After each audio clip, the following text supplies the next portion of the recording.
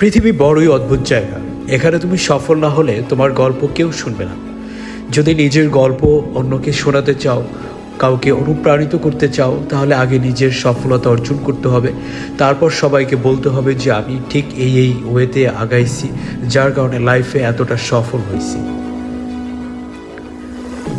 দিন শেষে মানুষ তোমার ব্যর্থতার গল্প শুনতে চাইবে না। সব সময় মানুষের সাইকোলজি হচ্ছে এমন যে তুমি কিভাবে সফল হয়েছো সেই গল্পটাই সে ঘুরে ফিরে তোমার কাছ থেকে শুনতে চাইবে।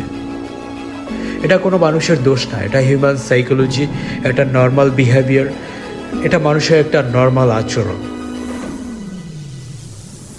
মানুষ কখনো কমফোর্ট জোনে থেকে সফল হতে পারে না। সফল হওয়ার জন্য প্রথমে তোমাকে তোমার কমফোর্ট জোন থেকে বের হয়ে আসতে হবে।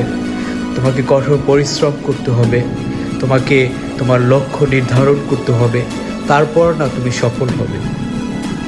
যদি তুমি এসির ভেতরে থেকে, যদি তুমি কমফোর্ট জোনে থেকে, তোমার বাবা মার ছায়ায় থেকে তুমি সফলতা খুঁজো, তাহলে তুমি কখনোই সফলতার দেখা পাবে না।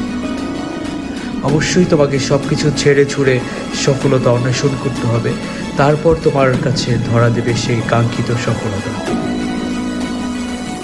মনে রেখো, পৃথিবীতে কোনো কিছুই একদিনে তৈরি হয়নি।